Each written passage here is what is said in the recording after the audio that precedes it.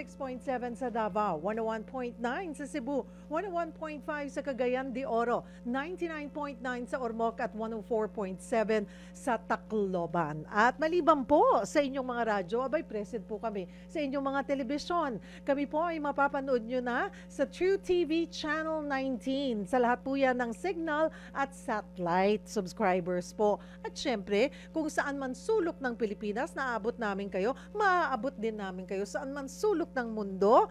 Basta i-follow lamang po kami sa ating Facebook page, Sagot Kita with Cheryl Cosim FB page, at maging po sa ating YouTube channel na Cheryl Cosim.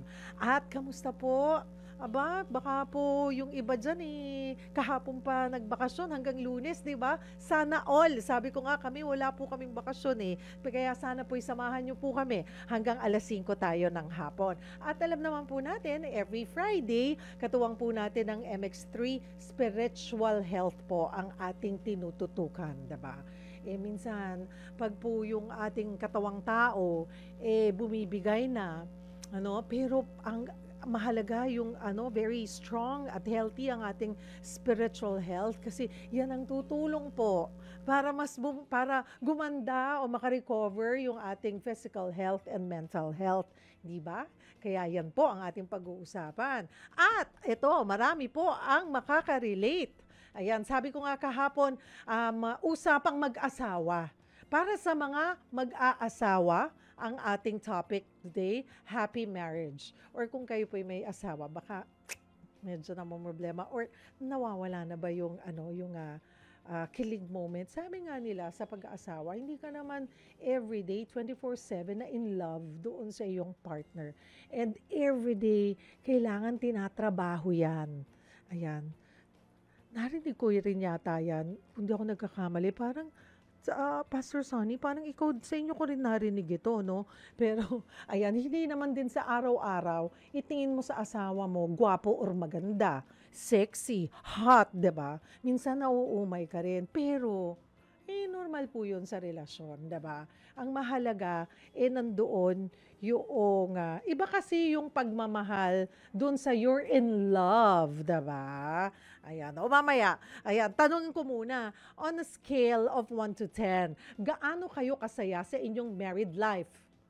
Ayan, maging honest ha, kailangan honest kayo. Ayan, dapat honest tayo lahat. Kung ayaw niyo ilagay yung pangalan niyo, okay lang po kasi baka mabasa ni Mr. o ni Mrs. Pero as long as honest, because we want to know, parang ano nga bang pinagdadaanan niyo? Siyempre, hindi naman nga araw-araw masaya ang pagsasama. Minsan gusto niyo na lang teresin yung asawa niyo, diba? Or ayaw niyo na lang makita or ayaw niyo makausap. Kaya mahalaga din, you give each other space also, diba? Maraming pagsubok at hindi po pagkakasunduan bilang tayo'y magkakaibang tao.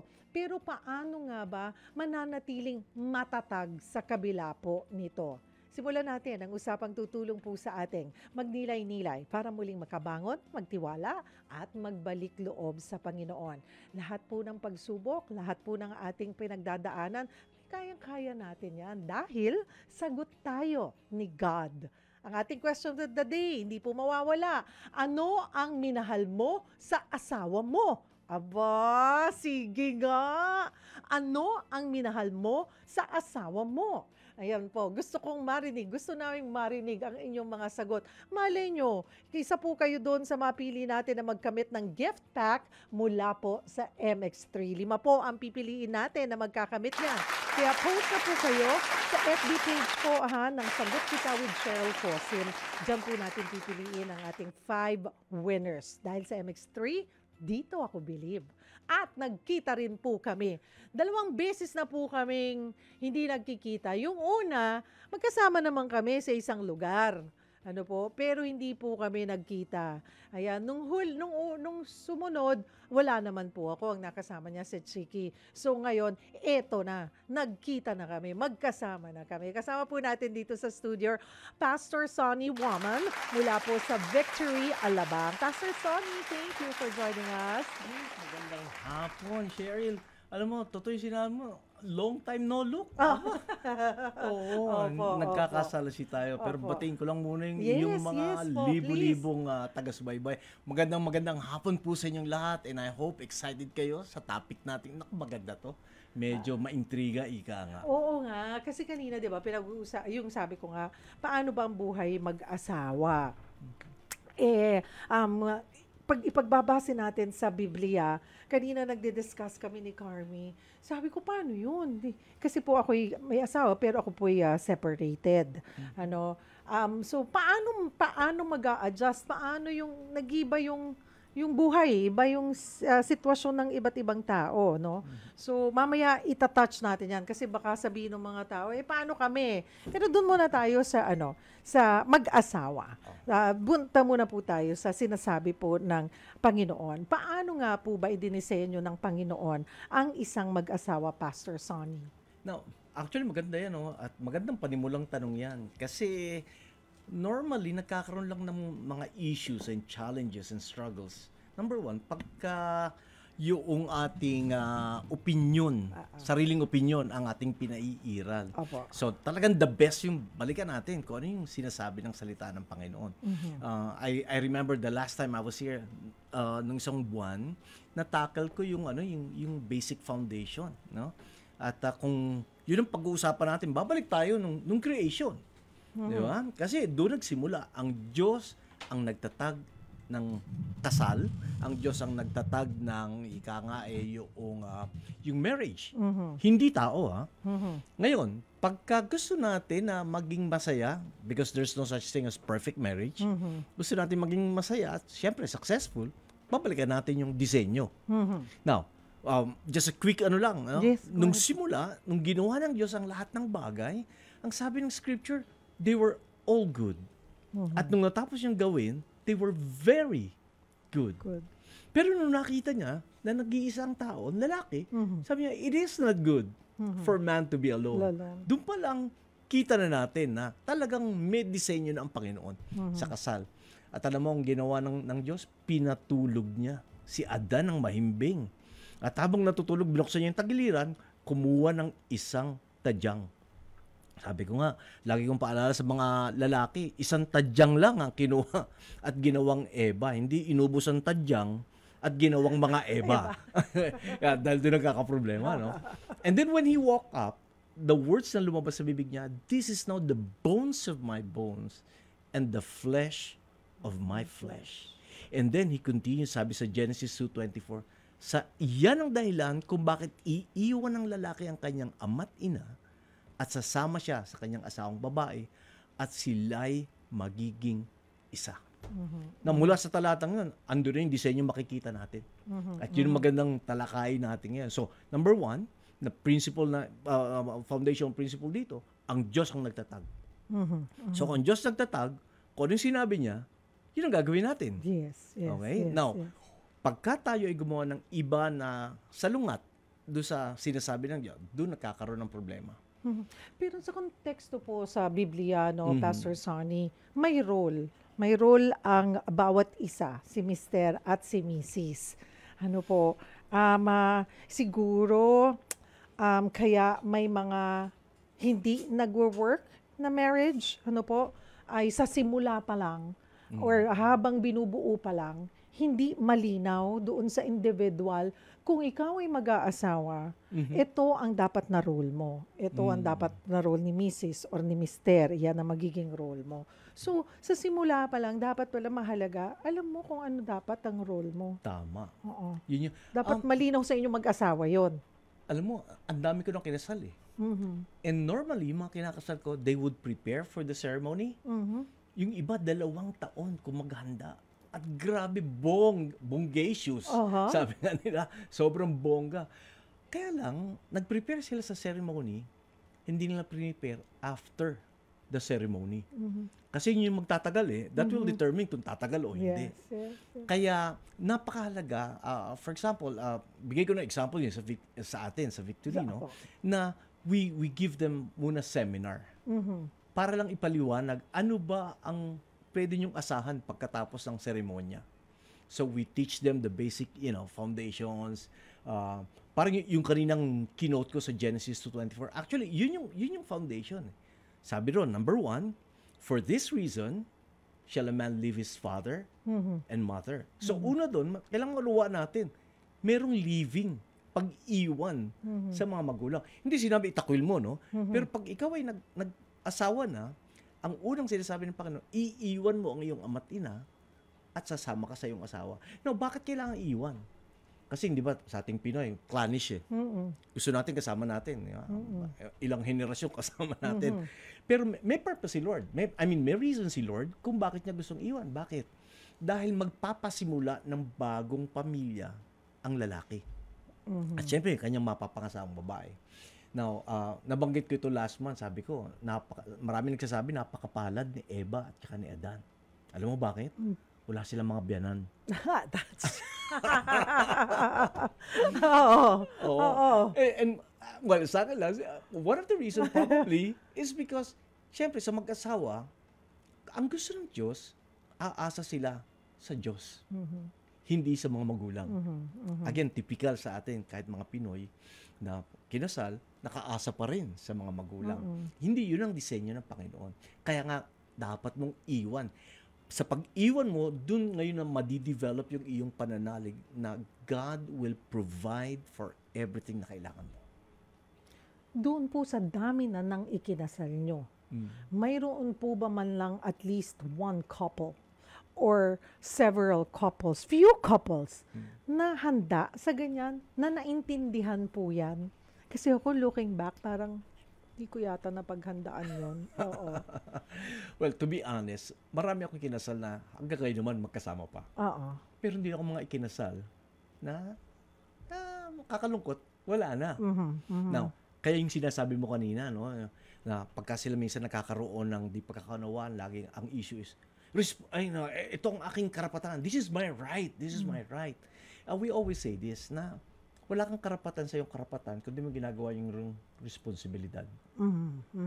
Kaya nga, kung babalikan natin yun, pag-iwan sa tatay at nanay at pagsama, the living and the cleaving. So magsasama kayo mag-asawa. Kaya sabi ron, and the two shall become one flesh. Now, pagka nagkasama na ang mag-asawa, nandun na yung blending, they learn from one another. Kaya nga sabi ni Pablo sa Ephesians, it's a mystery. I mean, could you imagine? Kunya sa mag-asawa, kami, nung misis ko si Malu, iba ang upbringing niya sa upbringing ko. Iba ang kulturang nakalakan niya sa kultura. Tapos magsasama kayo. Ang biro nga, hindi mo nga kano-ano pakakainin mo. But kidding aside, yun yung mystery. Because that's where God's grace will start to work. Alam mo sa mag-asawa, we need the grace of God. Hindi natin pwedeng isa-isang tabi yun na tayo lang didiskarte. Parang laging, Lord, tulungan mo kami. And again, as I've said, there's no such thing as perfect marriage. In fact, hindi rin nangako si God na storm-free ang buhay mag-asawa. Pero pinangako niya through His Word to have a storm-proof marriage. Ibig sabihin, there will be storms.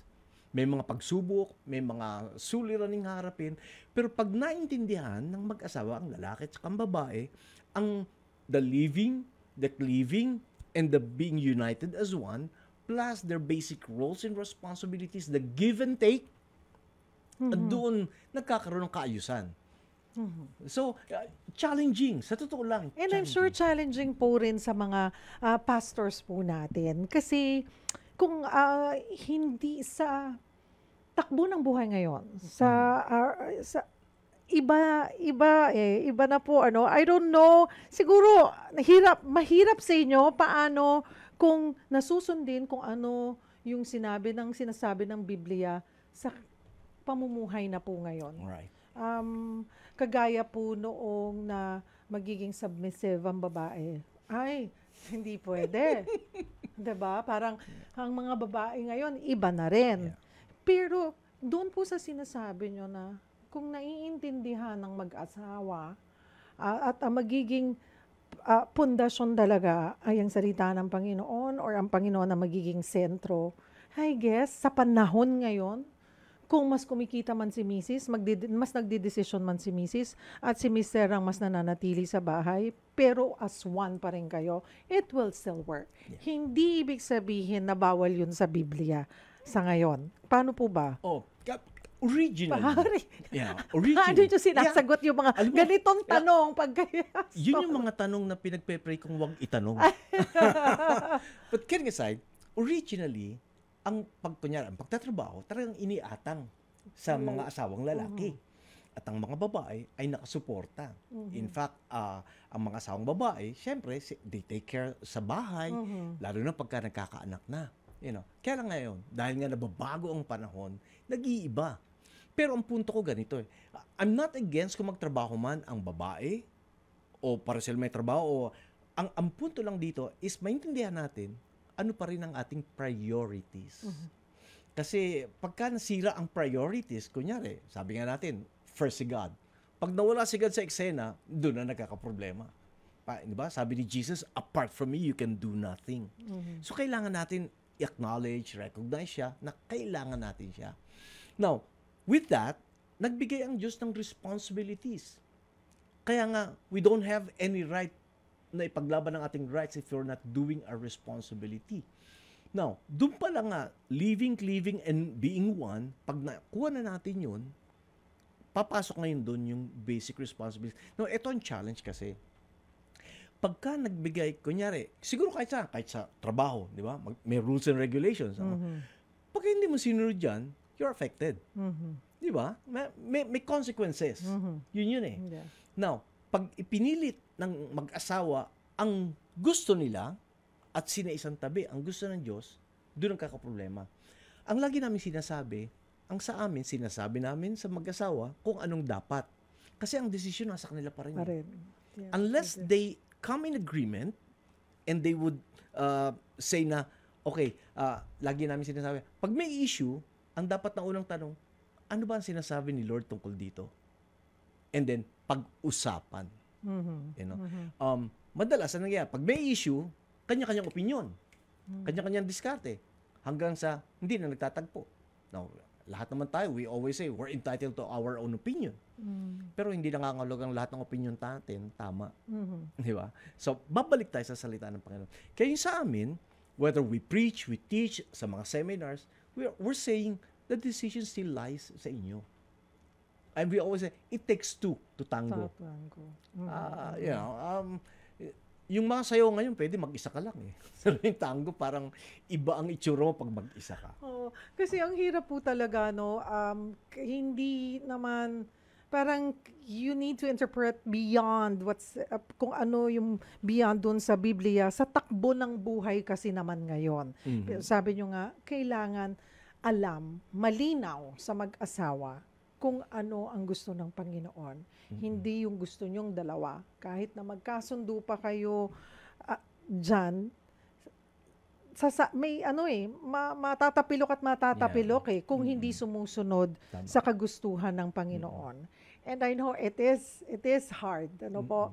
Noong may mga pagkakataon when we do a Bible group ay sinasabi nga, pag gusto mong sundin talaga si Lord, napakakitid ng daan. Diba? Napakakitid. Ayan, hindi katulad dun sa gusto natin. Wow, kahit saan, pwede ka lumiko, kumanan, umakyat, bumaba, pwede. Pero ito, diretso. But at the end of the tunnel, dun sa daan na yon, iba rin po yung kaligayahan na mararamdaman natin at kapayapaan. So, I guess dapat ganun din po sa marriage. Yes. Kaya mahalaga rin sa buhay mag-asawa, yung meron kayong, we call it the community of believers. Na pag dumarating, kahit kami mag-asawa, kahit ako pastor, nagkakaproblema pa rin yung mag-asawa, nag-aaway pa rin kami. You know? At pag dumating kami doon sa puntong magkaiba ang aming opinion, hindi magtagpo, meron kaming imbiro na, can I call a friend? Meron kaming accountability partners. Na pagka hindi na magtagpo, there has to be somebody na neutral na mag-mediate. Hindi pamilya ko. Hindi pamilya yung asawa ko, bias yun eh. Kundi kami, yung pastor namin. Yung senior pastor namin, si Pastor Ariel. You know, kaya pag tumawag na ako, bro, available ba kayo? Alam niya na. So, dumarating yun pagka talagang hindi na magtagpo. And when that time comes, dapat ang mag-asawa open-minded. Kasi pagka nagsara na, wala, hindi mo natatanggapin yung sinasabi ng iba kahit tama. Lalo na pag emosyon na ang umiral. Kasi ang emosyon madaya eh. Di ba? Sana nga kung lagi kang in the mood for love, paano kung hindi?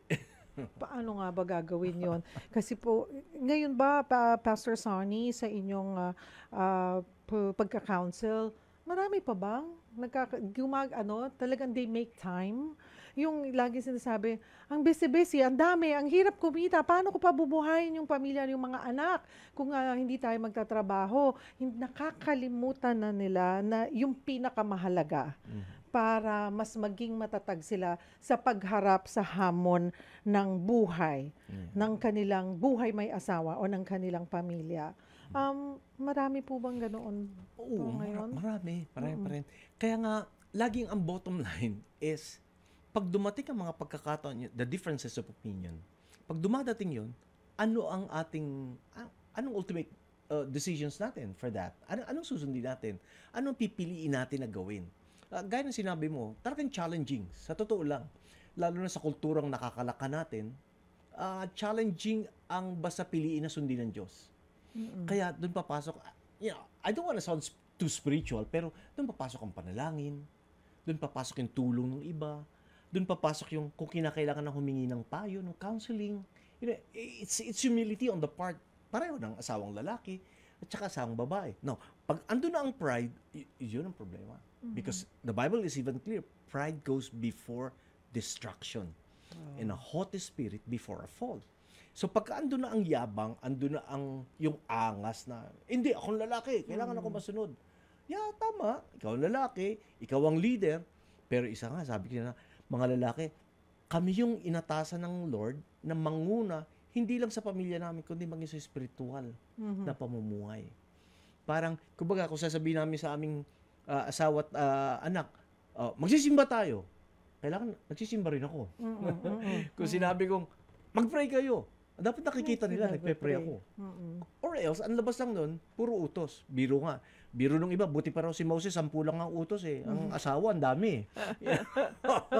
Kaya, doon talaga it's a discipline life. And doon maraming umaayaw. Kasi, by nature, gusto natin, di ba? Puro kabig eh. Yung hindi tayo mahirapan, gaganda buhay natin, yayaman tayo, walang problema sa bahay. Gusto natin yan. But are we willing to pay the price? Yun ang challenge. Mga kapatid, simula pa lamang po ng ating usapan with Pastor Sonny. Sali po kayo sa ating discussion. Yung kaninang tanong natin, ano ang minahal mo sa asawa mo? Ayan. Nag-isip po ba kayo or agad-agad nakapag-text? May long pause po ba or agad-agad alam? Diba? Or merong, hindi ko nga alam eh. Di ba? May mga gano'n na sagot. Sige po, sali po kayo sa ating discussion. Babasahin po natin yan mamaya isa-isa. Pag-usapan po natin, or baka may mga katanungan po kayo, or kailangan nyo po ng gabay, maaari rin po kayong tumawag sa ating tanungan hotlines. Huwag po kayong bibitaw, ha? Magbabalik po ang programang Sagot Kita, Sagot Tayo ni God. Sabi nang na-ikwento sa akin, marami na po kami na pag-usapan ni Pastor Sonny. Sali po kayo sa ating discussion. Tanong namin, ano ang minahal mo sa asawa mo? Ayan, mag-comment po kayo sa Sagot Kita with Cheryl Cosim FB page. Mamaya po babasahin natin yan isa-isa. Pinag-uusapan po natin yung pagkakaroon ng good marriage, good and healthy marriage with Pastor Sonny. So, doon po sa naunang napag-usapan natin, sabi ko, nagbabago, iba ang buhay ngayon eh. Hindi na po katulad dati na talagang papasakop ang babae. Minsan parang, teka, ang personality po medyo strong na. Pero at the end of the day, talagang makikita mo yung kahalagahan na si Lord ang sentro ng marriage. Right. Paano po nag-iiba ang relasyon ng mag-asawa kapag kasama silang nagdarasal? Kasi parang dapat napakahalaga nun eh. Sa araw-araw. Yun yung sinasabi kanina, Genesis 2:4, at sila'y magiging isa. Alam mo, pagka na-develop ng mag-asawa, yung closeness, yung oneness nagiging, baka ko narinig mo kasi, ay, magkamukha na kayong dalawa. Opo, nangyayari yun. It's a physical manifestation lang ng being one. One-mindedness. Ano yun? Kaya pagka nagdi-decision kayo, parang pareho na kayo ng decision. Bakit? Because ang nagga-guide, again, you always go back to the basic, which is God and His Word. Pag ganun kasi at na-develop yun, alam mo yung habit, di ba? Sanay na kayo, ganun na kayo mag-isip. So, automatic na yun, parang muscle memory nyo na yun eh. Pag may issue, Lord, ano ba yung sabi mo rito? And then, usap ng mag-asawa, okay, how can we apply this in our lives? Yeah, yun yung mga basic things. Kunyari, nabanggit mo yung pagpapasakop, no? Sabi nga doon kasi ang dapat ang ultimate model natin, si Lord eh. Nakakalungkot yung ibang ultimate model na yung mga artista. No? Ako, biro ko nga, kaya nga ako malis sa showbiz. But kidding aside, ang ultimate model natin, si Lord, si Jesus, at ang church. Bakit? Malino yung sinabi ni Paul sa Ephesians. Sabi rin, mga babae, pasakop kayo sa inyong asawa, gaya ng pagpapasakop ng iglesia sa Panginoon. So, may comparison kung paano, sinong gagayahin mo? Ano ang gagayahin mo? Now again, si Lord ang nag-establish na ito. Yung pagpapasakop. Walang kinalaman, hindi sinabi rito, mga babae, pasakop kayo kung hindi strong ang personality nyo. Wala namang condition eh. At sinabi, pasakop kayo sa inyong asawa gaya ng pagpapasakop sa Panginoon ng kanyang iglesia. Klaruhin nga po natin, Pastor Sonny, yung salitang pagpapasakop. Kasi minsan ay sa mga ibang kalalakihan or sa ibang asawa, ay yung pagpapasakop ay ibig sabihin ay pagmamay-ari ka na. Maganda. Oo, kaya klaruhin lamang po natin. No, ang Biblia, pag sinabing, it's an attitude of the heart. Meron akong sinasabi na, you can submit without obeying, and you can obey without submitting. For example, naalala mo nung bata ka, lalo na pag naglalaro ka, tapos utusan ka ng nanay mo, Cheryl, bumili ka nga ng suka doon sa palengke. Pagka naglalaro ka, ayun pa istorbo eh. Pero, susunod ka. Kasi nanay mo kaya yan. lang, nagdadabog ka. So, pinakakunot yung noo. Yeah, yun yung obeying without submitting. Now, ang submitting without obeying is that nagpapasakop ka sa iyong asawa because you look at him as the authority that God has placed sa inyong relasyon bilang mag-asawa. Yun yung sabi rin eh. Basahin ko lang yung maganda eh. Doon nga sa Ephesians chapter 5:22. Sabi niya, mga babae, magpasakop kayo sa inyong asawa gaya ng pagpapasakop nyo sa Panginoon, meaning the church. Bakit? Sabi sa 23, sapagkat ang lalaki ang siyang ulo ng kanyang asawa, tulad ni Kristo na ulo ng iglesia na kanyang katawan at siyang tagapagligtas nito. So, sa mga asawang babae, you need to look at your husband as the head of the family. Yes, I know. May mga asawa na, minsan, head, anong klaseng head to? Now, aside from that, doon pa lang, makikita na natin tayo, yung pagpapasakop din natin sa Panginoon at pagsunod sa Kanya. Kasi wala namang binigay na kondisyon na ang pagpapasakop lang ay kung mabait ang asawa mo o kung asawa mo ay responsable. Wala eh. Walang sinabi. Ang sabi lang, pagpasakop kayo, gaya ng pagpapasakop nyo kay Kristo bilang church.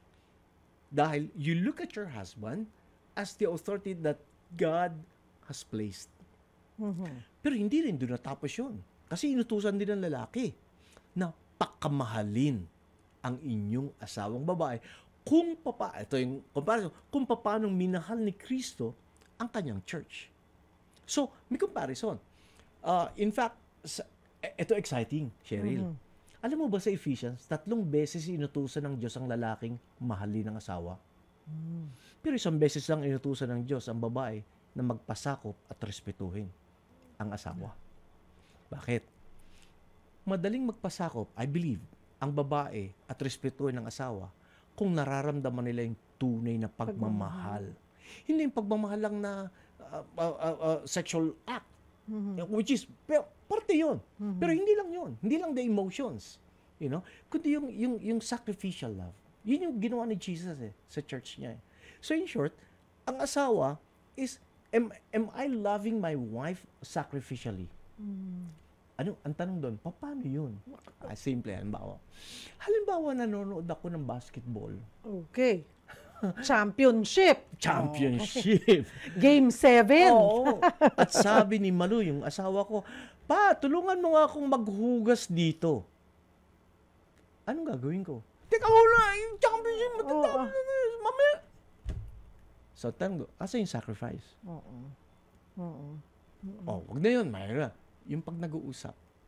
Sanay ngayon ang mga mag-asawa nag-uusap na hindi nga nagtitinginan. Nag-uusap pero. Yeah. Di ba? Yun yung kinukorek sa akin lagi. Ng misis ko. Pa, titignan mo ko. Nagpapaganda ako ng ganito para tignan mo. But kidding aside, yun eh.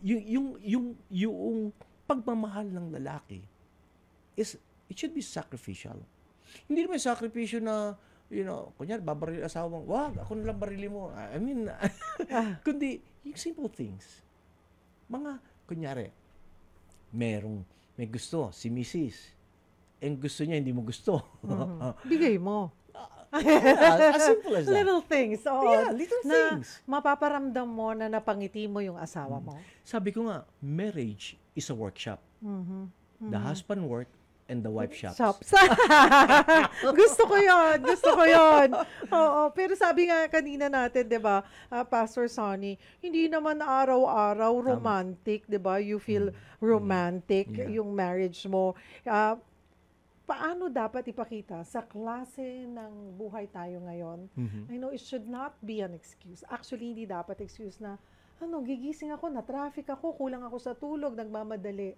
Parang sinasabi na lang natin yon, pero may oras tayo. Ilang oras kayong nasa harap ng inyong telepono? Kahit bawasan nyo ng 10 minuto man lang yan, and you spend time with your wife or with your husband. Ano po, kung ano man. Or hindi, siguro nakakalimutan na rin natin or minsan mali na yung pagmamahal na pabayaan mo, pagod naman yan eh. Hindi eh.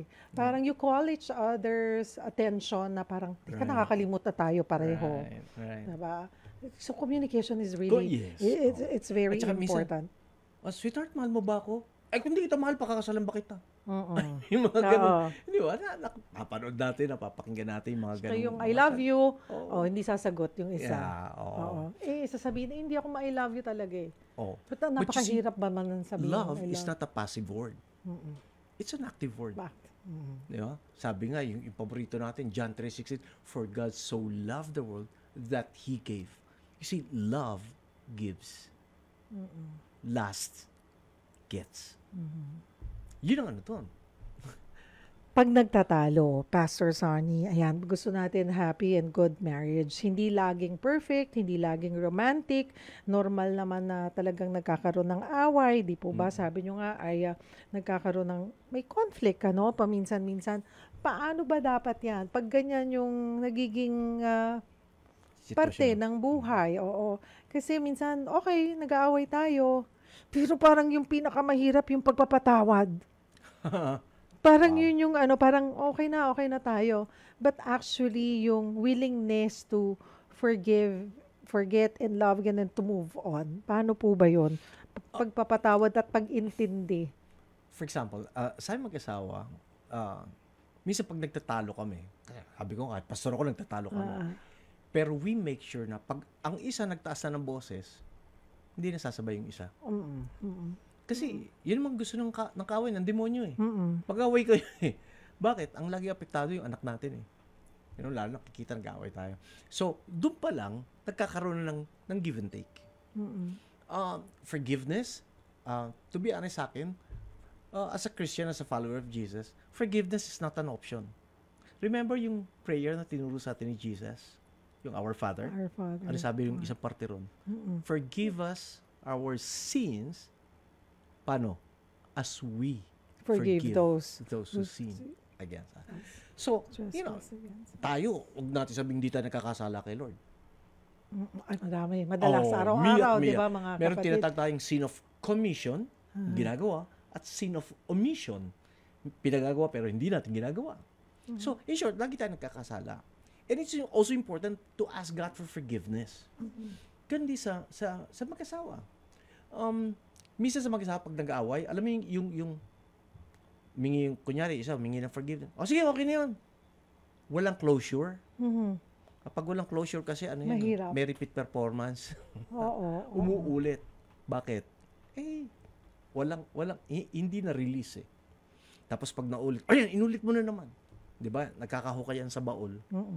So, papasok yung forgive and forget. Sa totoo lang, the forgive and forget, maganda pakinggan eh. But it is impossible to forget. Ang sinasabi lang ng forgive and forget is that pinatawad mo siya, at kung pinatawad mo siya, hindi mo naman malilimutan yun eh. Pero sinasabi lang is kung napatawad mo siya, you let go kung ano yung offense niya. Yun yung sinabi. But forgetting, nakatatak na yun dyan. Yun ang ano. Mga kapatid, break po tayo ng kaunti sa ating pagbabalik, pag-usapan. Ibasahin na po natin yung mga message po ninyo ng ating mga netizens. At magpapahingi tayo ng huling mensahe kay Pastor Sonny para doon sa mga, di po ba, maraming marriage ngayon talaga ang sinusubok ng pera, trabaho, social media, third party. So ano yung pwedeng maipayo sa atin ni Pastor Sonny para manatiling buo at matatag ang pamilya? Huwag po kayong bibitaw, magbabalik po ang programang Sagot Kita, Sagot Tayo ni God. Mga kapatid, kami po ay nagbabalik ni Pastor Sonny Waman ng Victory Alabang at nasa huling bahagi na po tayo ng ating programa. Ano ang minahal mo sa asawa mo? Sagutin nga natin. Tingnan nga po natin. Ikaw, Pastor Sonny, ano ang minahal mo sa asawa mo? Nanonood si Miss Malu. Sige ka. Alam mo, nung una, ang minahal ko sa kanya, yung hinahanap ko sa ideal girl ko. Ay kaya lang I realize, pag nagkaedad niya, mawawala din yun eh.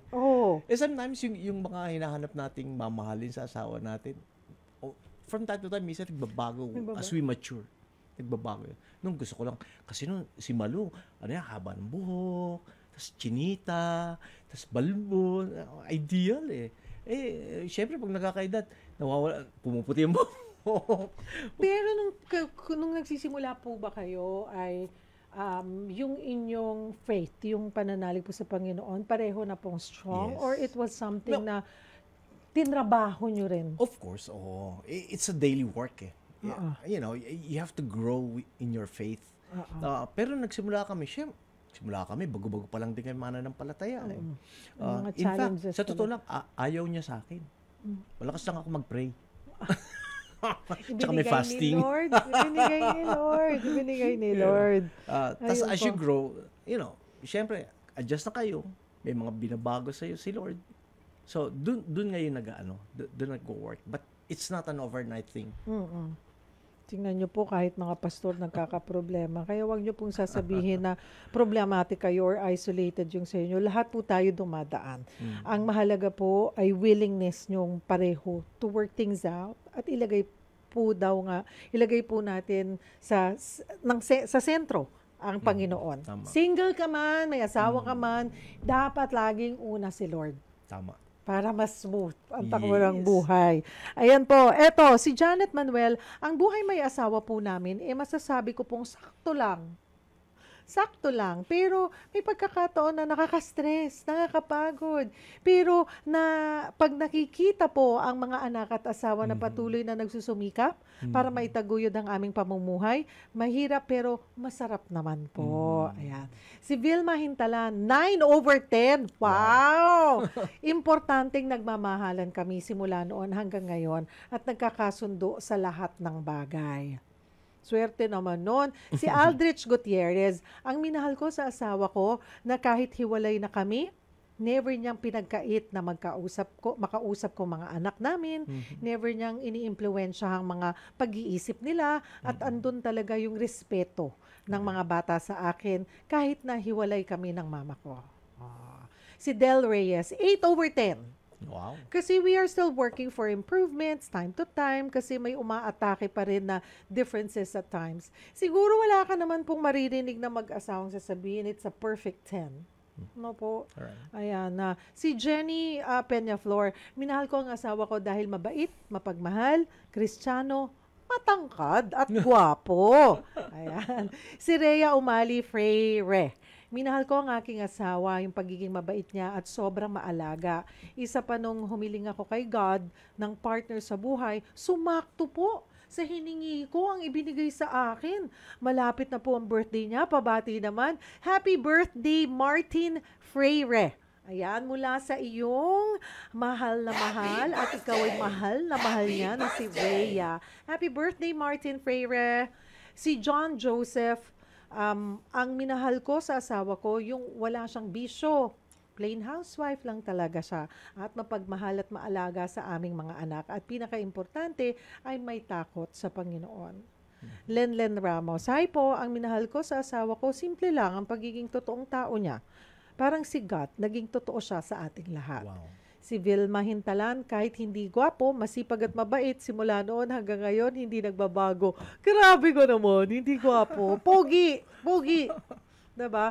Si Rolly Del Castillo, ako po, ang minahal ko sa asawa ko, yung pagiging totoo namin sa isa't isa. At 8 years na relasyon, before kami magsama. At now, 15 years na po kami nagsasama. Looking forward forever. Madami man pong struggle sa buhay ay kinakaya basta't walang bibitaw sa pagmamahalan sa isa't isa. Si James Absalon, ang minahal ko po sa asawa ko ay ang pagrespeto niya, mapagmahal, una sa lahat, may takot sa Diyos. Salvozo Maylene, June Romel, Liza Modesto, Dami, Elfa Soliva Vargas, Tadi May, salamat po sa inyong mga mensahe. Pasensya na po't kapos na kami sa oras. Ayun na nga, Pastor Sonny, paano nga po ba? Dun po, sa mga mag-asawa, ano po ang ating maiksing mensahe? Sabi ko nga, maraming buhay mag-asawa, maraming marriages po ngayon ang sinusubok talaga ng buhay. Pera, social media, third party, trabaho. Paano po nila mapapanatiling matatag ang kanilang relasyon? That's a good question. Sabi ko nga, first and foremost, dapat dihiwalay si Lord at ang kanyang salita. Dahil yan ang maggagabay sa atin, yan ang magbibigay kung anong dapat gagawin sa bawat issue, bawat yung pressures and problems. So si God at ang kanyang salita. Pangalawa, yung give and take. Merong most probably alam mo yun, yung love language. Have you heard of the 5 love language? Dapat siguro sa mag-asawa, alam nyo ang love language ng asawa nyo. Kasi for example, ako ang love language ko is words tsaka touch. Si Malu, iba love language niya. Time tsaka service. So, ang hirap, challenge sa amin. We have to get out of our way para lang i-fill up yung love tank namin. Kasi may kasabihan ang di makita sa bahay, nahanap sa labas. Nahanap sa labas. Maganda, sa bahay pa lang, na lahat. masaya na, fulfilled, satisfied, hindi na maghanap sa labas. Now, hindi ko sinasabing mawawala ng temptation sa labas. There will always be. Andiyan ang demonyo. Magaling magpadala yan ng mga tukso. Pero, pagka sa loob pa lang ng bahay, fulfilled ka na, satisfied ka, hindi ka, kahit ano sa labas, hindi mo na masyadong papansinin. Tapos yung prayer ng mag-asawa. I think with that, plus the community, the accountability thing, yun ang mga tutulong sa ating magpatibay. Kaya tanong po namin, kailan po kayo huling nagdasal sabay na mag-asawa? Wow. Kasi baka parang sa ngayon, sa panahon ngayon, parang baka magkatingin ng kayong dalawa. Oo nga, no? Diba? Minsan nakakalimot, sana bawat bago matulog man lang magpaalalahanan po kayo na pray tayo muna. Or kunwari, nauna pa, hindi ka pa inaantok, pero inaantok na yung isa, sabay pa rin kayo mag-pray. Di ba na mauna na matulog yung isa, pero sabay kayo nag-pray. Isang bagay na little things. Little steps. Ayan. Sa susunod, anong next nating pag-uusapan, Pastor Sonny, sa pagbabalik? Homework mo yan, ha? Oo. Gusto mo parenting? Ayan, pwede. Pinressure ko kagad na bumalik, di ba? Si Pastor Sonny. Pero eto muna, yung ating winners, Pastor Sonny, Aldrich Aquino Gutierrez, Jenny Ferrer Peñaflor, Rhea Umali Freire, Liza Modesto, and Salvoza Maylene. Congratulations kayo po ang winners ng gift pack mula po sa MX MX3, mag-send po kayo ng direct message sa FB page po ng Sagot Kita with Cheryl Cosim. Ilagay niyo po doon date ng pagkapanalo, kompletong pangalan, address at contact number para agad po naming mapadala sa inyo ang inyong mga gift pack. Pastor Sunny, salamat po. Oo nga Ang bilis ng oras, dapat 2 oras. Kaya kami pag nag-Bible study, sasabihin 30 minutes lang or 1 hour. Wala na, 4 na oras. Hindi pa rin kami tapos lahat. Ayan, thank you for joining us. My pleasure. Thank you for traveling kahit na, alam niyo po ba, mula Pasay, bago mag-alas-2, umalis na si Pastor Sunny para lang para lang makarating dito. Thank you po.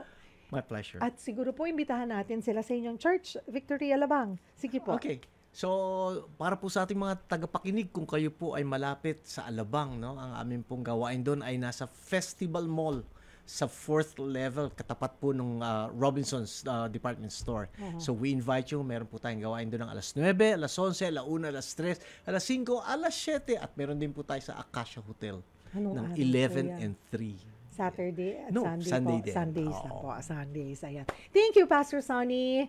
Ayan, mga kapatid, salamat din po sa inyong pagtutok sa amin. Magkita-kita po tayo ulit sa Lunes. Kahit na holiday kami, walang holiday. So, present po ako sa Monday dito. Have a safe and enjoy your long weekend. Spend quality time with your family. Ako po si Cheryl Cosim. Sagot kita. Ang Sagot Kita ay inihatid sa inyo ng MX3. Dito ako bilib. Isang oras ng mga tanong na nasagot, tulong na naitulay. Sagot kita sa True FM sa 105.9. Dito